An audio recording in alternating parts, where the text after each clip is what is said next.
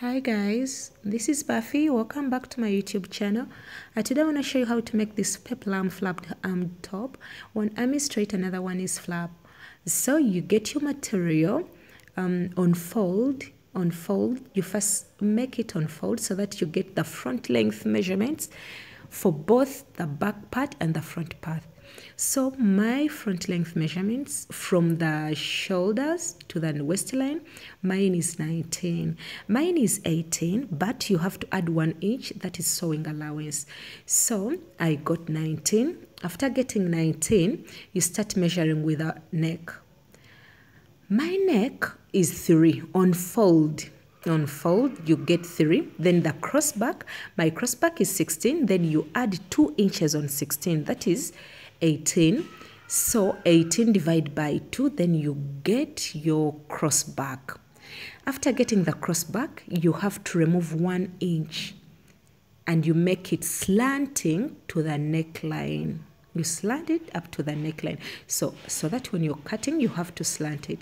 Then the neck, that is the neck, you just curve it in any way you want, any measurements you want.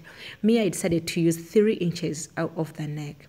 So my arms, you get the arm circumference and the bust circumference. My bust is 38 plus 10. I always add 10 when I'm making my things. So from 10, so I got 12. That is, then you slope down on the hip line.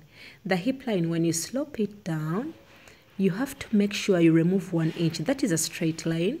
You make a straight line. That curving, it curves for the armpits. So when it's curved like that, then here is a straight line. Straight line, you have to remove 1 inch from it. Then after you cut, as you just cut. Then after cutting, that is the front part of my top. Then you also get the back part of the material. So the front part is cut twice because I'm going to use there is a design that I use when the arm is following the bottom peplum. And then we are looking here to cut our arm. The arm, my arms are big, so I use that's 14. I add some 2 inches as sewing and cutting allowances. So you just draw a box of 9 when you unfold. If it is 14, you add 16. You can make 16 or 19. Sometimes I add like 5 inches so that it gives me a proper allowance when I'm sewing.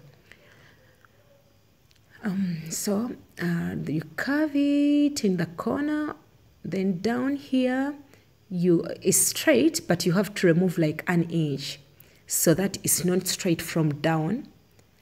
That is the format that I use, and that's how my arms always look like. So that is the straight arm.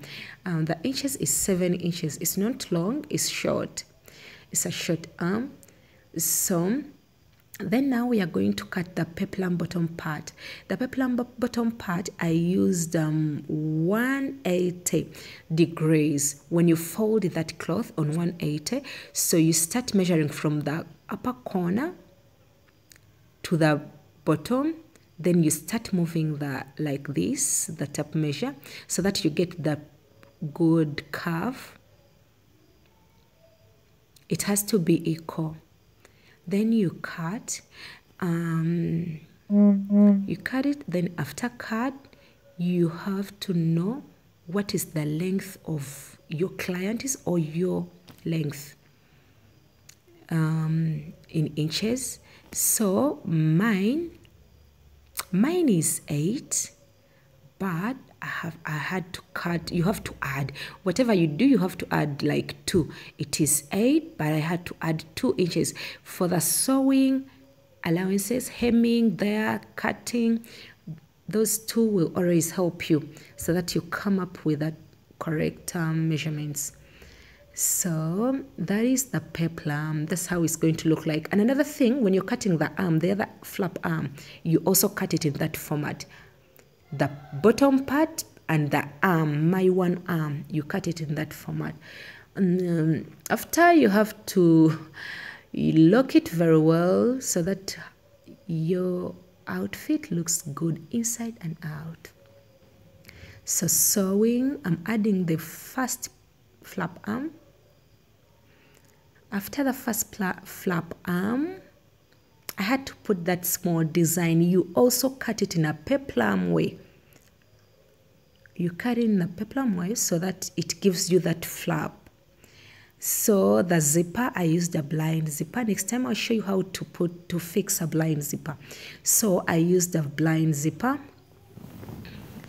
for my top.